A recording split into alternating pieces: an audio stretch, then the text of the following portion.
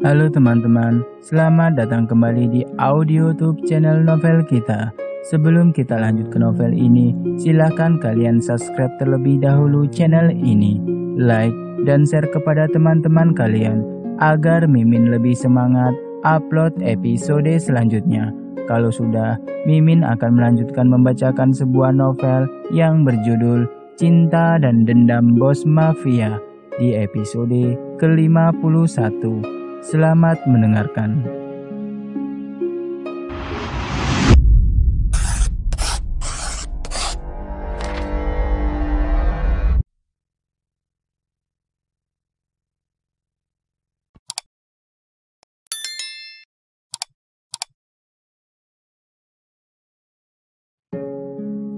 Cepat, bersihkan kekacauan ini, perintah manajer kafe itu. Diana menatap Theo seperti sebelumnya. Diana terluka karena Theo. Manajer itu menamparnya di depan Theo dan mendorongnya ke depan Theo. Akan seperti apa Theo dan Diana sekarang? Apa yang terjadi dalam kehidupan Diana selama 3 bulan ini?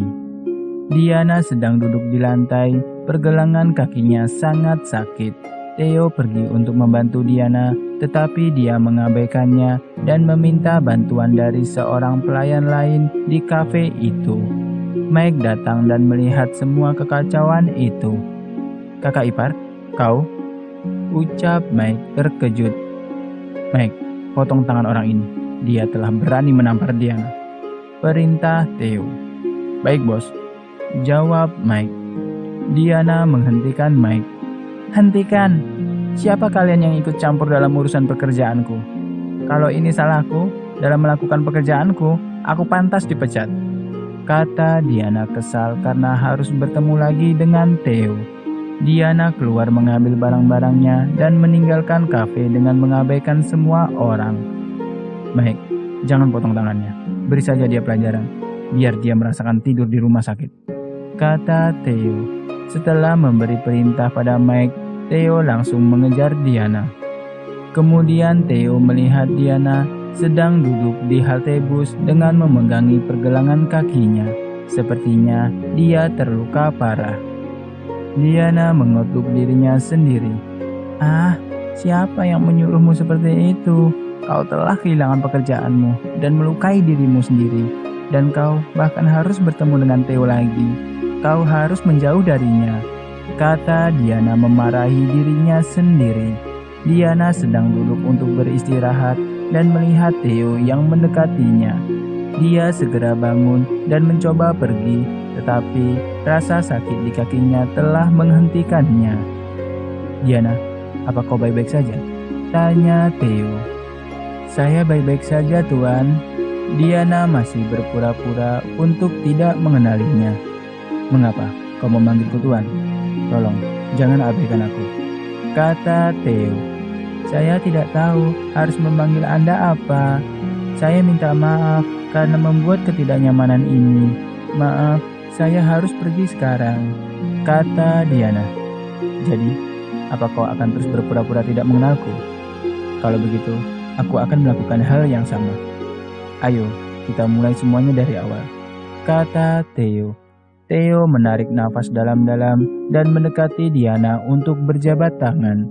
Diana bingung melihat betapa tenang dan lembutnya Theo, tetapi dia tidak akan mau jatuh cinta lagi padanya. "Maafkan saya, Tuan. Saya terlambat untuk pekerjaan saya.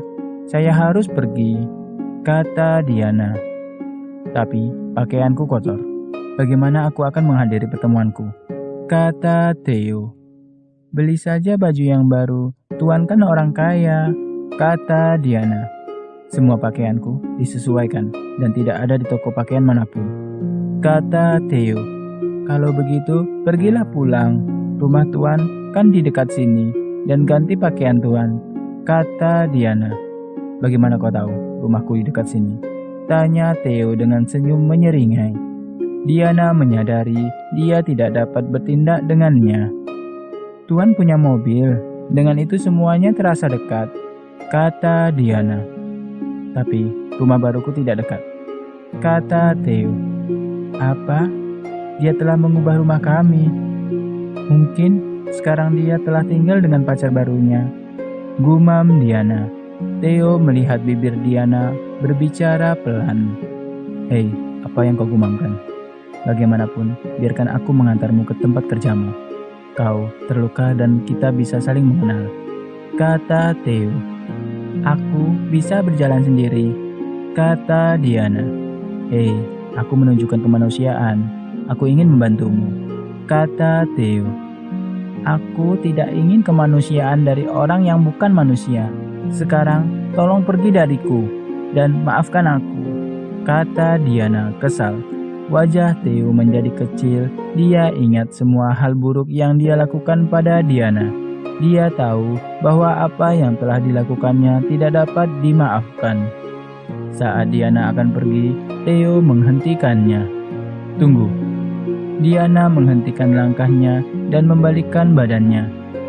Dengar, aku tidak punya waktu untuk, kata Diana terhenti ketika dia melihat Theo sedang berlutut. Dia menyentuh pergelangan kakinya. Kau harus istirahat, jangan memakai sepatu hak. Kau akan memperburuk lukamu, kata Theo dengan senyum manis. Jantung Diana berdegup kencang saat menatap Theo. Terima kasih, tapi aku baik-baik saja, kata Diana dan pergi. Aku berharap kau mau memaafkanku, bahkan untuk sesaat, kata Theo memohon. Tetapi Diana tidak mau mendengarkannya dan tetap melangkahkan kakinya untuk pergi. Mike mendatangi Theo. Bos, biarkan kakak ipar pergi dulu, kata Mike. Sekarang dia bukan kakak iparmu lagi, tapi dia akan segera kembali padaku. Temukan segalanya tentang dia dalam 1 jam, atau aku akan memotong gajimu, kata Theo. Bos, 1 jam terlalu singkat, kata Mike. Theo mengabaikannya dan pergi dengan suasana hati yang bahagia. Dia menghadiri pertemuan itu, tetapi yang bisa dia pikirkan hanyalah Diana. Tuan Theo, apakah Anda setuju dengan persyaratan kami? Tanya mitra bisnis Theo. Tetapi Theo hanya tersenyum, pikirannya sedang di tempat lain. Tuan Theo, Tuan, tanya Desi sekretaris Theo. Apa? Maaf. Pertemuan ini kita lakukan lain kali saja, kata Theo tersenyum dan pergi meninggalkan ruang pertemuan itu. Desi marah pada Theo. Theo, kenapa kau begitu linglung? Ada apa? Apa kau masih belum melupakan Diana? Tanya Desi. Theo mendapat telepon dari Mike bahwa dia menemukan beberapa informasi tentang Diana. Desi, aku harus pergi. Aku akan berbicara denganmu nanti, kata Theo begitu bersemangat untuk memeluk Desi dan berlari keluar. Bos, aku menemukan banyak hal. Diana banyak bekerja paruh waktu.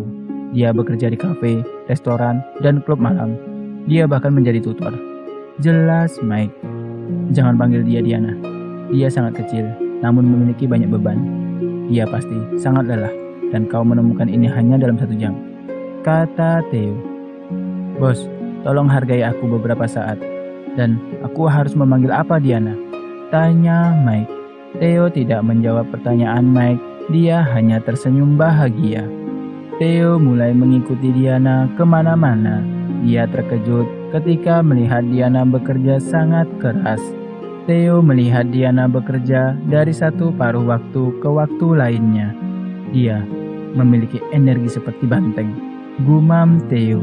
Diana bisa merasakan seseorang mengikutinya. Malam itu, dia merasa sedikit tegang. Dia mengira itu adalah debit kolektor. Bibi Camelia meninggalkan banyak hutang. Harry kaya, tapi dia punya masalah dengan perjudian.